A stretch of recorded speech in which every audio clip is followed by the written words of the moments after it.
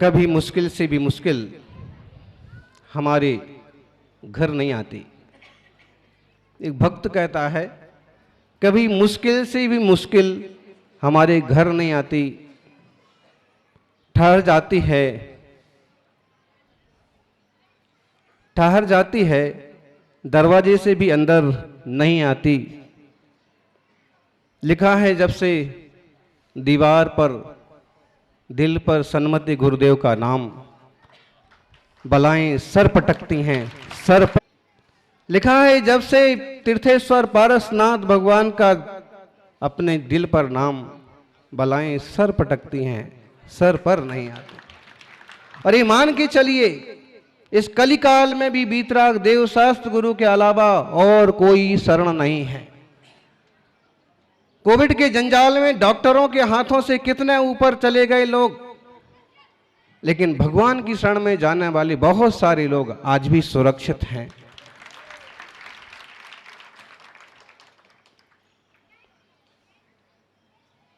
हमें चाहिए कि हमारा तन मन धन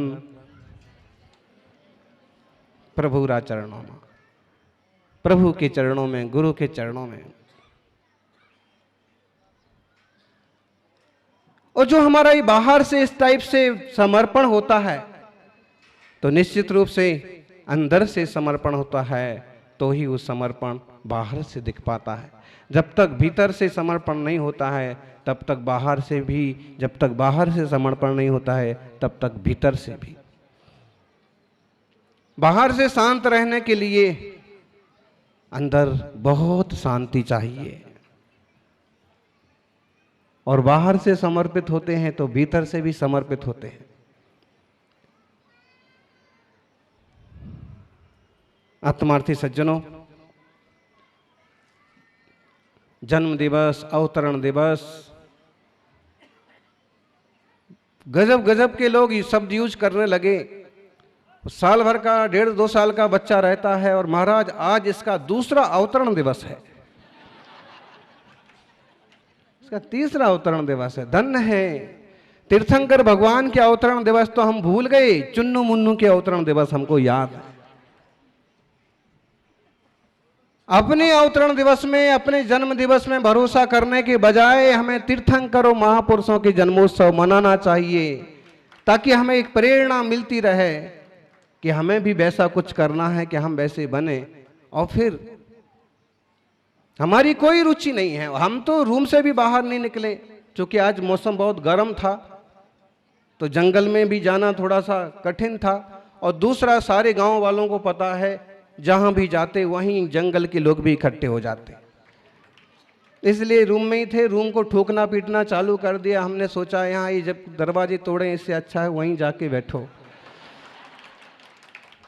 तो वो, लेकिन अच्छी बात नहीं है। देखिए, आप लोग मनाइए, आप लोग करिए, आपकी भक्ति आप अपने हिसाब से मना लीजिए, हमको क्यों जबरदस्ती उसमें घसीटते हो, बताइए। अरे विचार करिए, जब मान लीजिए जब हमारा जन्म हुआ है, तब हमने कौन सा मनाया था, बताइए। कोई नहीं मनाया था, हैं? जब तू आया जगत में, जगत हंसा तू रोए, ऐसी करनी कर चलो,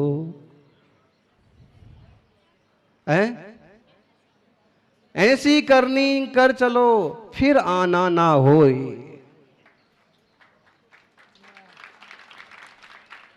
ये तो वास्तव में ज्ञानी को इतना पता होता है कि हम क्या कर रहे हैं, और हमें भी पता है कि बस हम जबरदस्ती में, मजबूरी में बैठे हैं। इतने सारे लोगों के भाव अगर हमारे निमित्त से ठीक दिशा में जा रहे हैं तो कोई तकलीफ की बात नहीं है, थोड़ी तकलीफ अपन झेल लो। और उस पर भी एक कलश रहेगा, महाराज जी के साथ चलेगा। मेरा कमंडली लेकर के मेरे को चलना पड़ता है, कलश लेके कौन चलेगा।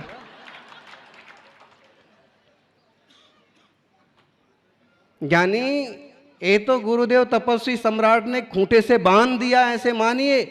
नहीं तो जो प्रारंभिक विहार हुए, मुंबई के विहार हुए, सोलापुर के विहार हुए, किसी को पता पड़ रहा है कि नहीं पड़ रहा है। बिहार होता था और श्रवण बेलगोल तक भी पहुंचे, लेकिन किसी तरह का कोई आश्रय किसी के लेने की जरूरत नहीं। फिर भी इस देश में ऐसे ऐसे मुनि भक्त पड़े हैं कि कभी भी अकेले विहार नहीं करना पड़ा। ऐसा हुआ कि 10 किलोमीटर की यात्रा में 8 किलोमीटर तक कोई नहीं आया हो, लेकिन आखिरी में शुरू में एकाध ना कोई आ ही जाता था।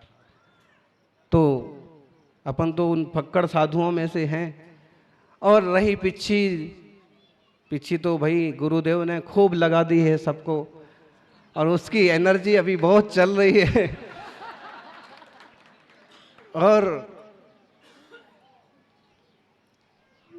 ऐसा हमको ज़्यादा उसका अभ्यास भी नहीं है, अपने में मगन रहने में ज़्यादा अच्छा लगता है। और जगह जगह अगर आप लोगों के फोटो आ जाते हैं तो उसमें हमको थोड़ी खुशी भी होती है। चलो ये भी देखिए, एक बहुत बड़ा मंच है आचार्य आदि सागर अंकलिकर जागृति मंच, और इससे जुड़े हुए जो श्रावक हैं, जो साधक हैं, उनकी जिम्मेदारी बनती है देश में कहीं भी साधु संघ विराजित हैं उनकी यथायोग्य ढंग से सेवा करने का पुरुषार्थ करना चाहिए। सारे लोगों की, सारे समाज के, जन जन की। लेकिन ये बात अलग है कि हम कितना समय दे पा रहे हैं, कितना कर पा रहे हैं, लेकिन श्रद्धा और समर्पण जीवन में बहुत बड़ी चीज है। हम केवल अपने शरीर की, अपने तन की आयु न गिनते रहें, कभी विचार करें कि हम किस दिशा में जा रहे हैं और हमारा क्या हो रहा है। एक गीत आप लोगों ने सुन रखा होगा, आत्मा तो अजर अमर है, हम आयु गिने इस तन की, वैसा ही जीवन बनता जैसी धारा चिंतन की।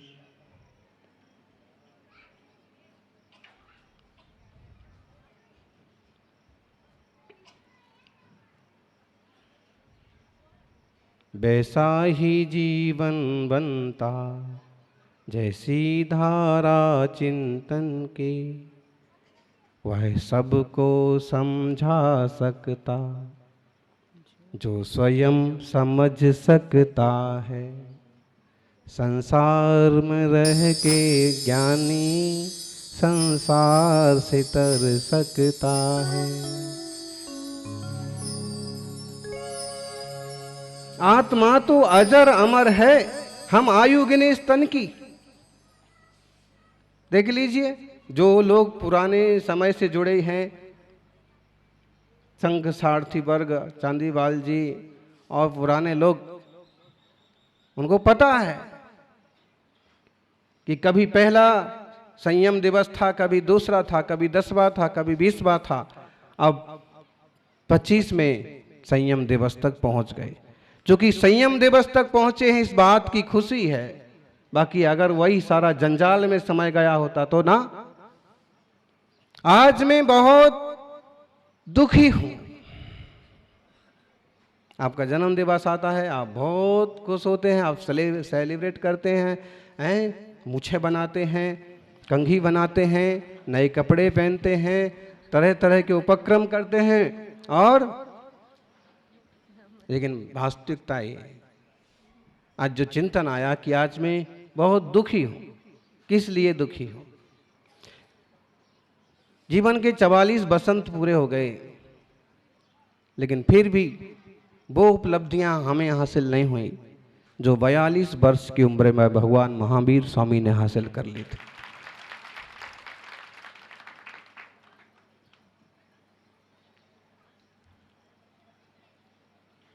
अभी कई सारे भागविक भक्त कह रहे थे महाराज जी ने बहुत ऊंचाइयां हासिल की है, और कुलपति जी तो कह रहे थे कि इस परंपरा के संरक्षण करता, वास्तव में इस वीतराग परंपरा की संरक्षण करता तो वर्धमान महावीर भगवान ही हैं।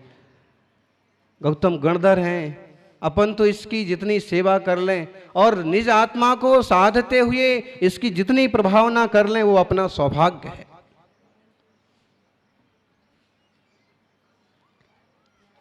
यही प्रार्थना करते हैं कि हम श्रमण इस वीतराग धर्म का तो क्या संरक्षण करेंगे, लेकिन इसके द्वारा हमारी आत्मा का संरक्षण हो जाए, ये हमारा सबसे बड़ा लाभ होगा।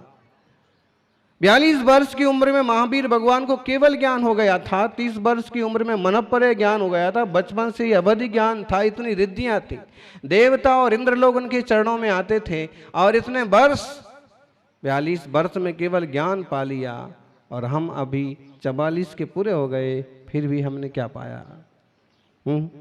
सादा सा प्राकृत भाषा में लिख लिया, बहुत लोग लिखने लगे, अच्छा सा प्रवचन हो गया, बहुत लोग कर रहे हैं।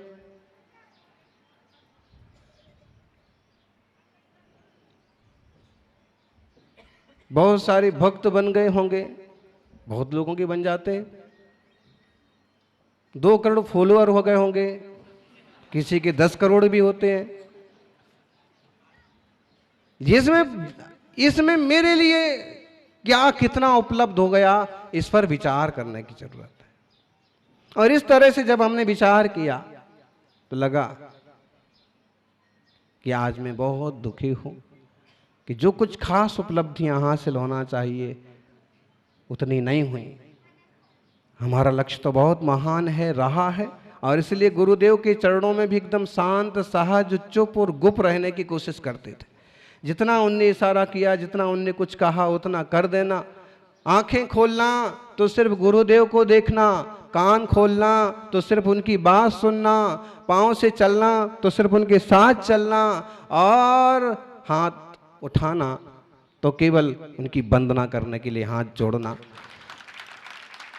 लगभग वैसे ही कोशिश रही कि एकदम बहुत सादा और सिंपल और एकदम सदा हुआ जीवन बनाए कि जिससे ज़्यादा से ज़्यादा संबर निर्जरा हो, क्योंकि ये तो संबर निर्जरा का मार्ग है। हम भाव का अभिनंदन करने के लिए थोड़ी ना इकट्ठे हुए हैं। ज्ञानी समझना,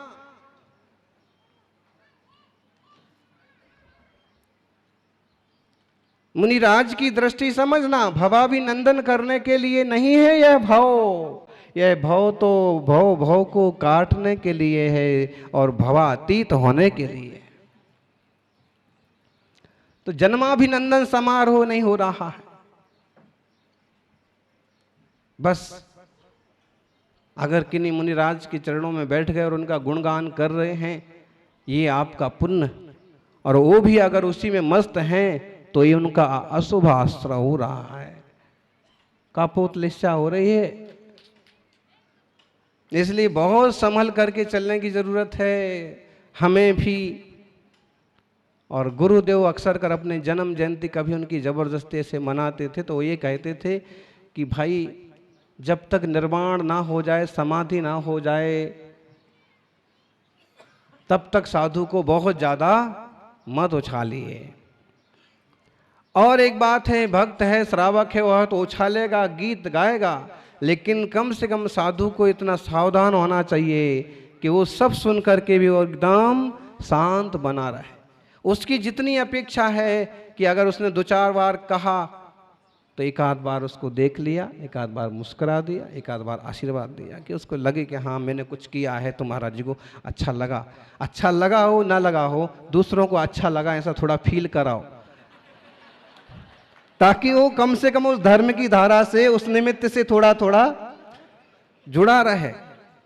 अब जिसको उसी टाइप की चीज़ों का स्वाद है, अब इन सब लोगों को, युवाओं को एक तरह से कि अच्छे से मनाएंगे और ये करेंगे और वो करेंगे, अभी वो इतने उच्च स्तर पर नहीं आए हैं, इतनी आत्म स्वभाव की भावना को, तत्व की वार्ता को नहीं समझा है कि बहुत आसानी से और ये स्वीकार कर लें। इसलिए थोड़ा सा बच्चों के साथ थोड़ी देर के लिए बच्चा बन लिया जाता है, लेकिन बच्चा बनकर के भी बचपना नहीं आना चाहिए, ज्ञानी की पहचान है।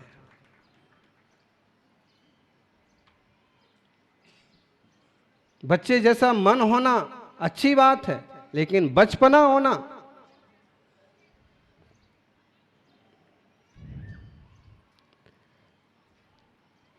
सज्जनों, तो मैं आज बहुत दुखी हूं क्योंकि इस तरफ से विचार करता हूं, लेकिन फिर दूसरी तरफ से मैं आज बहुत खुश हूं। आई एम वेरी, शा माटे वेरी हैप्पी, कशासाठी तुम्ही इतके प्रसन्न आहे, खुश आहे?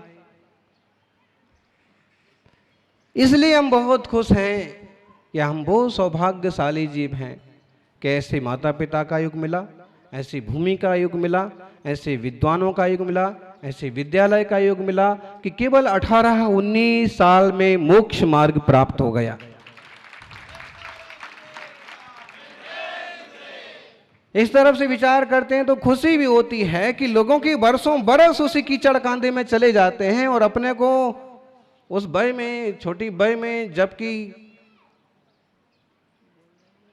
लोग अक्सर संसार की तरफ मुड़ जाते हैं और तब वीतराग मार्ग की प्राप्ति हुई, सम्यक बोध प्राप्त हुआ, सम्यक दर्शन ज्ञान चरित्र का मार्ग प्राप्त हुआ, आंखें खुल गईं और हमें अभी इस समय भी बोलते बोलते अनुभव है देह पृथक है, आत्मा पृथक है।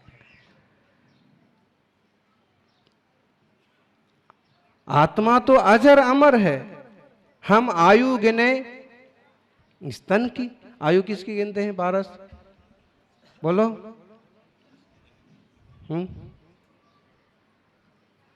आयु शरीर की गिनते हैं, हम इतने बड़े हो गए हैं। बोलो सरिया।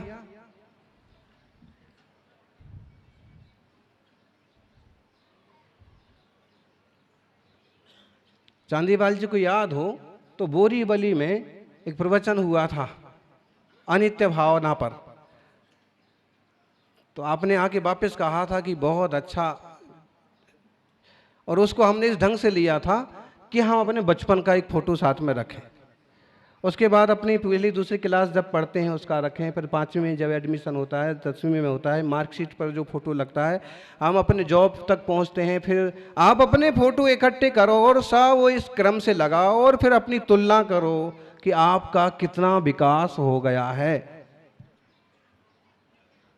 अगर आप राग भरी दृष्टि से देखेंगे तो आप लगेगा कि मैं आप बहुत सुंदर हो गया, पहले की अपेक्षा मैं ज़्यादा हट्टा कट्टा दिखने लगा और अब थोड़ा अध्यक्ष जैसा दिख भी रहा हूँ, पहले तो एकदम दुबला पतला लग रहा था। ऐसे कुछ आप हिसाब लगाओगे अगर राग की तरफ से विचार करोगे, संसार की दृष्टि से।